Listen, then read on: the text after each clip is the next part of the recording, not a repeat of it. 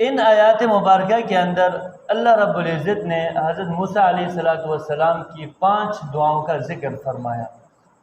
حضرت موسیٰ علیہ السلام کی 5 دعائیں، پہلی دعا جو انہوں نے فرمائی وہ یہ تھی کہ اشرح لی صدری، کہ اے میرے پروردگار میرے سینے کو کھول دیجئے، یعنی نبوت کی ذمہ داریاں ادا کرنے کے لیے میرے سینے کو کشادہ کر دیجئے، اور اس دعوت دین کے اندر جو سختیاں آئیں گی، جو مصائب آئیں گے، جو پریشانیاں آئیں گی، ان کو برداشت کرنے کے لیے میرے سینے کے اندر وسعت عطا فرما۔ ایک دعا یہ فرمائی، اور دوسری دعا یہ فرمائی کہ وَيَسِّرْ لِي أَمْرِي، کہ میرے لیے میرے کام کو آسان فرما دیجئے، یعنی کوئی بھی کام آسان ہو یا مشکل ہو اللہ کی قبضہ قدرت میں ہے۔ اگر اللہ کی ذات چاہے تو مشکل سے مشکل کام کو آسان فرما دے، اور اگر وہ چاہے تو آسان سے آسان کام کو مشکل کر دے، وہ اسی کے قبضہ قدرت میں ہے۔ تو اس لیے موسیٰ علیہ السلام نے دوسری دعا یہ فرمائی کہ یا اللہ میرے لیے اس ذمہ داری کو آسان فرما دے،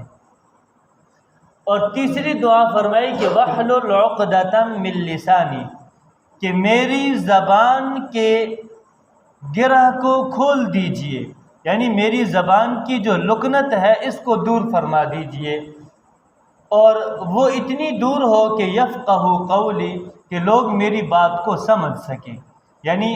اتنی میری زبان کی لکنت دور ہو جائے تاکہ لوگ میری بات کو سمجھ لیں، بس اتنا کافی ہے۔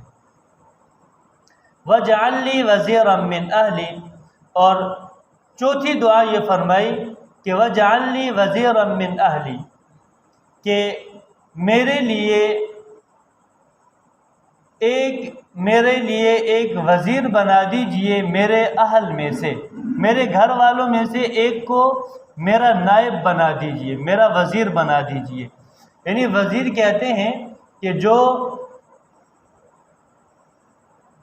اس کے کام میں اس کا ہاتھ بٹانے والا ہو وہ وزیر کہلاتا ہے۔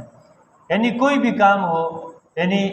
جس طرح سے ہم یہ دیکھیں کہ بڑے بڑے بادشاہوں کے وزیر ہوتے ہیں، وزیروں کا کام یہ ہوتا ہے کہ وہ بادشاہ کا ہاتھ بٹاتے ہیں، یعنی جو بادشاہ کا کام ہے بادشاہ کا کام وہ کرتے ہیں، وہ وزیر کہلاتے ہیں۔ تو موسیٰ علیہ السلام نے بھی اپنے لیے ایک وزیر مانگا کہ یا اللہ مجھے بھی ایک وزیر عطا کر دیجئے جو میرے اہل میں سے ہو، یعنی اہل میں سے یعنی اپنے خاندان میں سے، اس لیے فرمائش کی کہ یعنی جو اگر ایک خاندان کے لوگ ہوں تو ایک خاندان کے آدمیوں کی طبیعت اور ان کی عادات ملتی جلتی ہیں، تو اس لیے فرمایا کہ اگر میرے ہی خاندان سے ہوگا تو عادات ملتی جلتی ہوں گی، یعنی انسان کی جو عادت ہوتی ہے، طبیعت ہوتی ہے، وہ ملتی جلتی ہوتی ہے، تو اس میں کام میں ذرا آسانی ہوتی ہے۔ تو اس لیے فرمایا کہ میرے اہل میں سے میرے لیے ایک میرے ساتھ کام کرنے والا عطا کر دیجیے۔ اور پھر اس کے بعد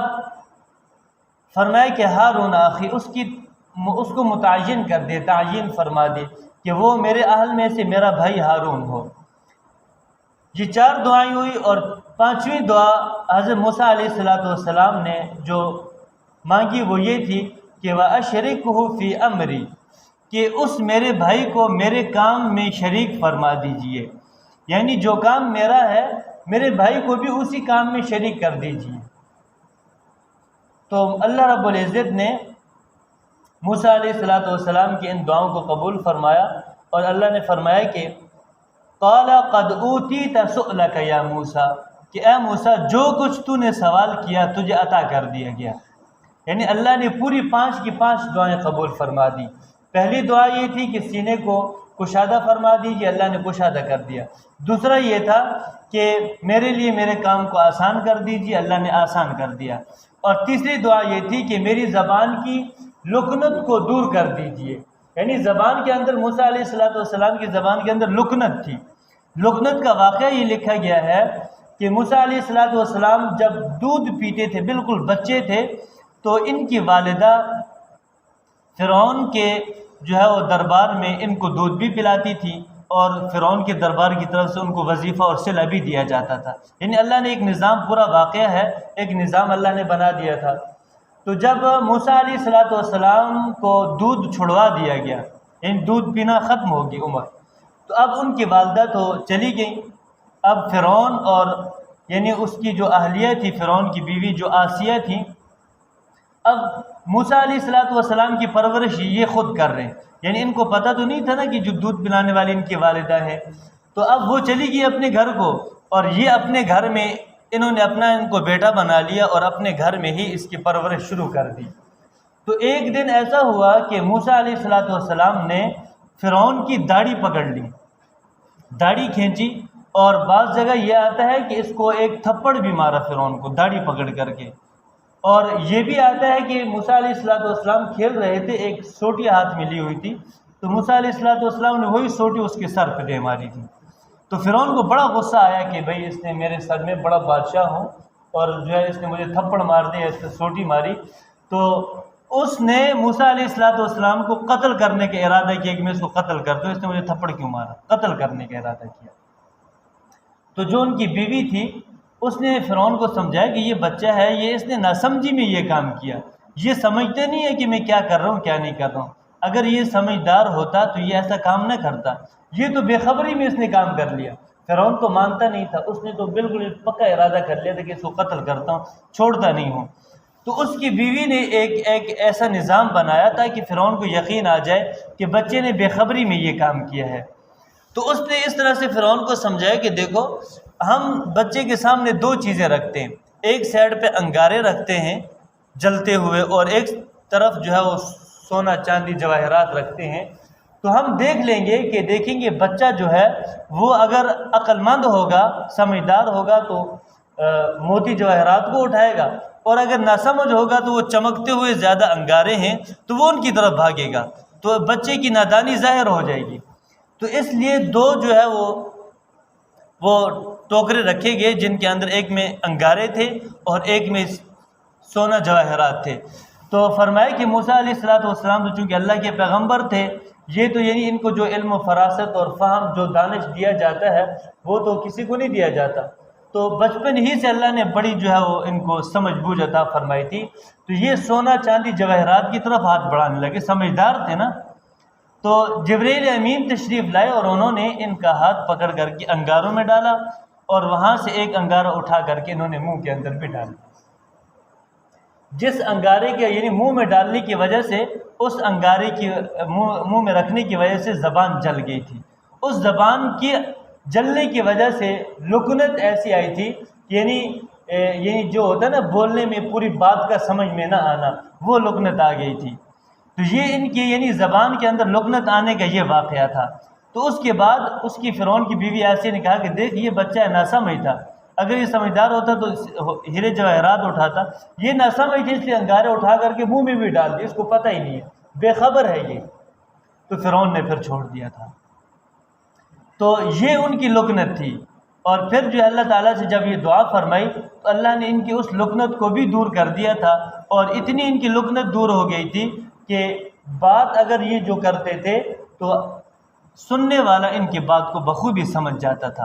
اور ہارون علیہ السلام جو ہے وہ ان کے بڑے بھائی تھے، تقریباً 3 یا 4 سال ان سے بڑے تھے ہارون علیہ السلام۔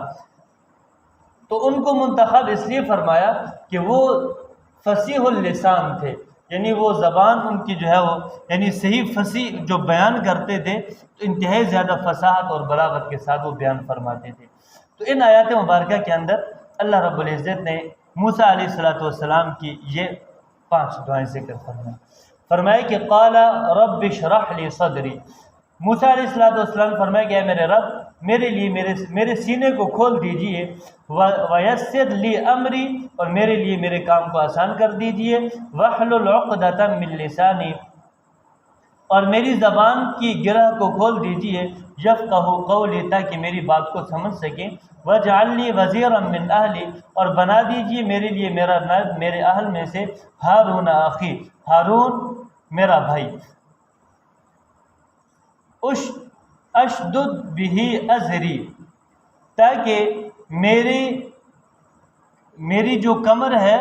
یہ سیدھی ہو جائے، یعنی میرے کام میں وہ ہو جائے گا، میری کمر سیدھی ہو جائے گی۔ وَأَشْرِكْهُ فِي أَمْرِي، اور میرے کام میں اس کو شریک کر دیجئے۔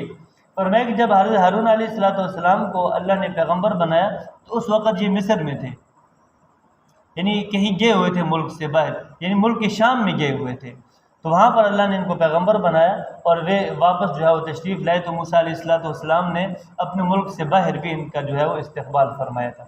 کئی نسبحک کثیرا، تاکہ ہم آپ کی بہت ساری تسبیح بیان کریں، ونذکرک کثیرا، اور ہم آپ کو بہت زیادہ یاد کریں۔ یعنی موسیٰ علیہ السلام نے اپنے بھائی کو نبی بنانے کی درخواست اس لیے بھی کی تاکہ ہم آپ کی زیادہ تسبیح بیان کر سکیں۔ اس سے ایک بات یہ معلوم ہوتی ہے کہ اگر انسان کے رفیق سفر یا انسان کے جو روزمرہ کے جو ساتھی ہوتے ہیں یا جو انسان کے جو ہے وہ رفیق ہوتے ہیں، اگر وہ اللہ والے ہیں، ذکر والے ہیں، تو انسان کو ذکر کرنے میں، زیادہ ذکر کرنے میں آسانی ہوگی۔ اور اگر انسان اکیلا ہے، اگرچہ اس کو شوق ہے ذکر کرنے کا، لیکن اس کے دوست احباب، اس کے جو ہے وہ مجلس نیک لوگوں کے ساتھ نہیں ہے، ذکر والوں کے ساتھ نہیں ہے، تو باوجود شوق کے وہ اتنا ذکر نہیں کر سکے گا۔ تو اس لیے فرمایا کہ اگر انسان نیک بننا چاہتا ہے، ذکر والا بننا چاہتا ہے، تو اپنے لیے ذکر والوں کے مجلس اور نیک لوگوں کی صحبت کو تلاش کرے۔ وَنَذْكُرَكَ كَثِيرًا، تاکہ ہم آپ کو زیادہ یاد کریں۔ إِنَّكَ كُنْتَ بِنَا بَصِيرًا، بے شک آپ ہمیں دیکھنے والے ہیں۔ قَالَ قَدْ أُوتِيتَ سُؤْلَكَ يَا مُوسَىٰ، تو اللہ تعالیٰ نے فرمایا کہ اے موسیٰ، ہم نے آپ کی جتنی بھی دعائیں تھیں ساری کی ساری قبول کی۔